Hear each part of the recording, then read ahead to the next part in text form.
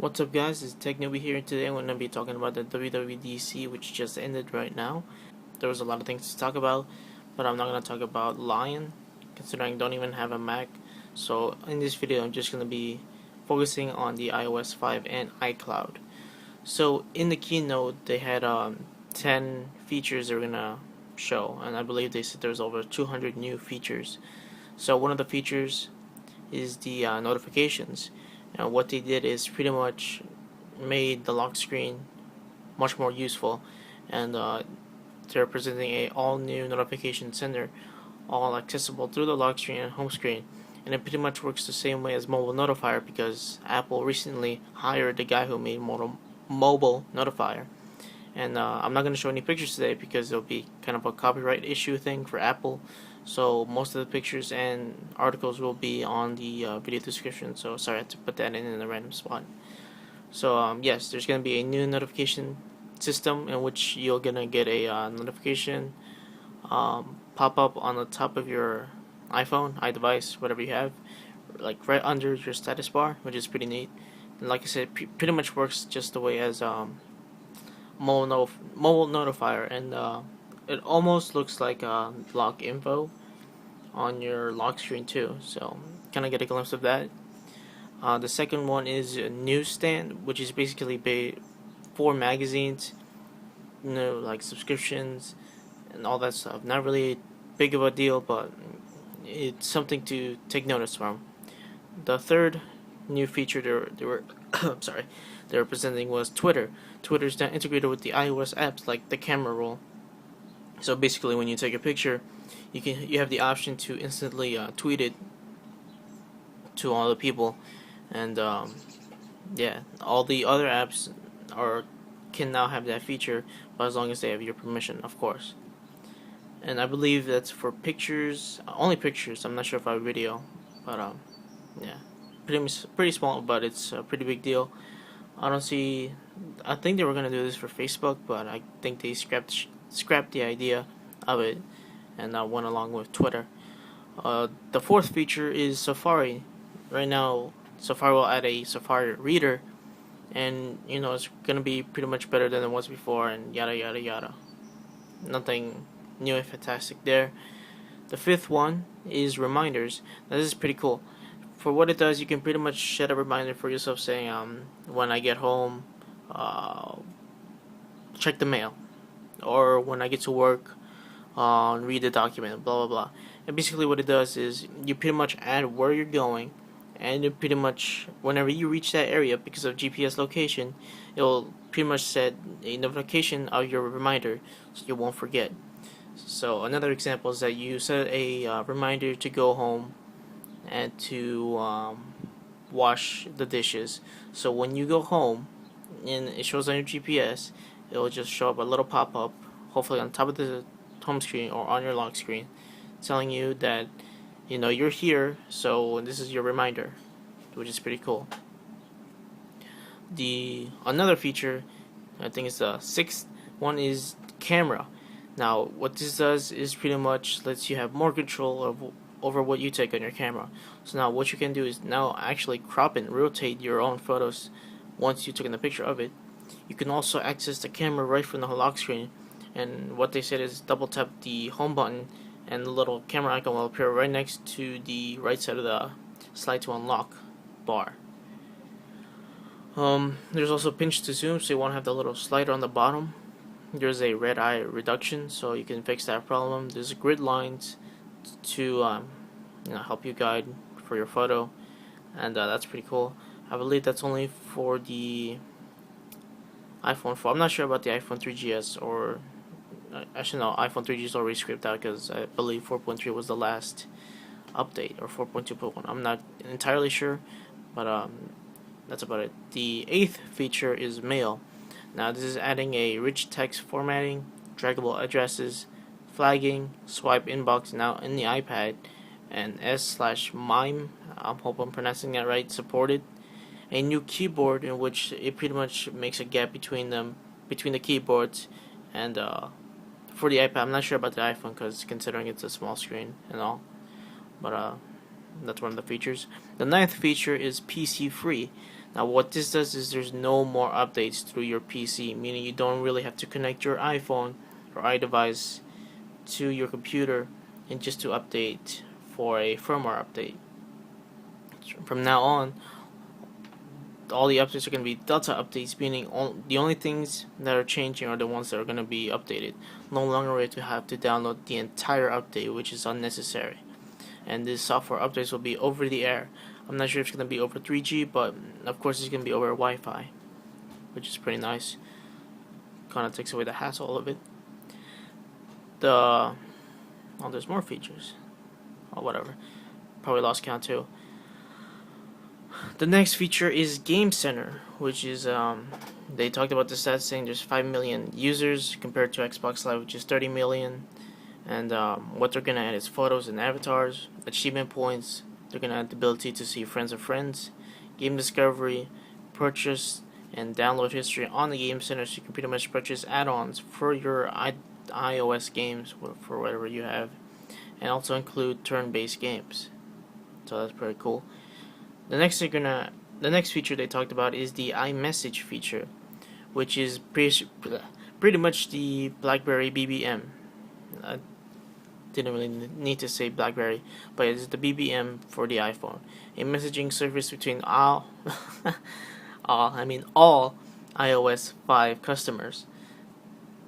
So you can pretty much text or group text, send videos, send photos from your iPhone to your iPad.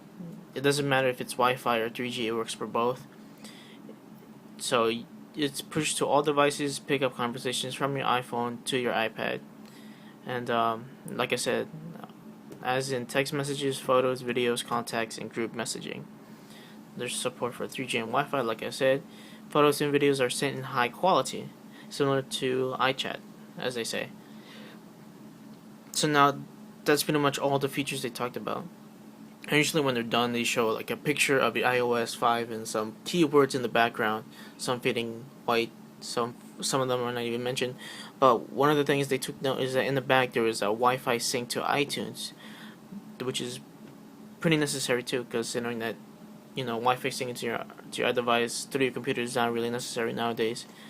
Another phrase in the background was a mirror iPad to a wireless TV. Now this could be similar to what they're going to do with the Apple TV, possibly, or whatever the case, but seeing as it needs to be a wireless TV, not every single TV is going to be supported, obviously. There's going to be new multitasking gestures, which I believe are the 4-finger and 5-finger gestures that was supposedly leaked, and I think it's already available through Cydia. But yeah, I bet they're going to add more. So now the iOS 5 developer seed is going to be available today, and iOS 5 will be shipping this fall. So they didn't say anything about the iPhone, which I think is going to be shipped around September or October. And that's about it for iOS 5. So now Steve Jobs comes back in and talks about iCloud. Now this is a very big feature list. So now iCloud stores all the content in the cloud, integrated with apps, and they pretty much show examples like calendar sharing. There's going to be no ads. There's going to be a new mail account with @me.com. MobileMe is no longer alive, I guess. MobileMe is dead. iCloud is going to be free for all users, and iCloud has a small icon visible on certain compatible apps on the App Store, so you're going to get to see which apps will be supported for iCloud, so you can upload your app data and continue on to another iDevice. There's also going to be wireless backup devices for the iCloud too, so you can wirelessly back up your iDevice in case you get a new iPhone or you get a replacement, and you can just wirelessly get all your stuff back. So backup music, backup apps, books, camera rolls, device settings, app data, and so on. Also, there's going to be documents in the cloud, meaning you can edit a document on your iPhone and then upload it to the cloud, and then later on use your iPad to later edit that, and vice versa, which is pretty nice. There's a new file transferring, and it works both on Macs and PCs, and they said iCloud storage API, so just pretty cool. Photo stream, meaning camera rolls gets uploaded to the cloud and then sent to the devices. you'll be able to import photos straight from the camera app built into the getting ahead of myself. It's built into the Apple TV and iPhoto, so the little transfer features available on there. Now, the photos are only going to be available in the clouds for 30 days before being removed, considering that there's a lot of users that are going to use this feature and they can't really keep the photos forever in the clouds. Next, they talk about iTunes in the cloud. So basically, the iTunes in the cloud means you can see your purchase history and you can re-download without any charges. So you can download the music from your Mac or PC, and then you don't have to sync, but you can go to your iPhone and check iTunes in the cloud, and then you can just re-download the music song without any charges. And I believe this also works on albums too. And they pretty much said it will support up to 10 devices, and iTunes and iCloud is free. And developer beta today. I'm getting myself, guys. Sorry, I'm gonna in the rush here. But the developer beta is available today.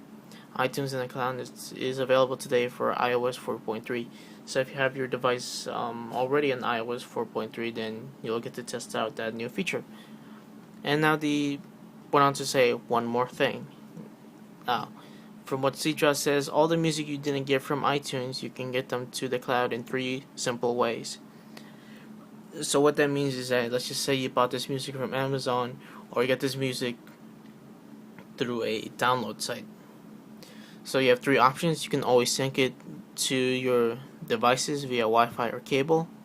You can either buy the songs, or you can use the new feature as iTunes Match Service.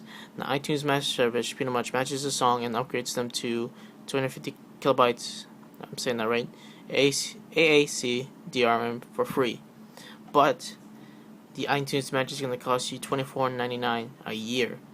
Now, this isn't just for one song. This actually works for any amount of songs you have, and you can do this for pretty much the whole year. In some ways, this could be good, considering that you can get a special deal, or you might, which I don't encourage, pirate songs, and you pretty much only have to pay $24.99 just for that year instead of buying individual songs for like 99 cents. So that's something to take care of. But that's about it. That's all they cover for the iCloud and iOS 5. They're all coming around this fall. They have no news about the new iPhone or any iDevice lately, so our hopes is that they'll present something around September, around that music keynote. But that's about it, guys. If you have any more questions, please leave a comment on the comment section, and please rate, comment, and subscribe. I'll talk to you guys later, and I'll see you guys later. Wow, I'm repeating myself over and over again. Alright, whatever. Like I said, there's going to be articles and websites in the video description with tons more information. They're a lot more detailed than I am right now. But that's about it, guys, and I'll see you guys later. Take care.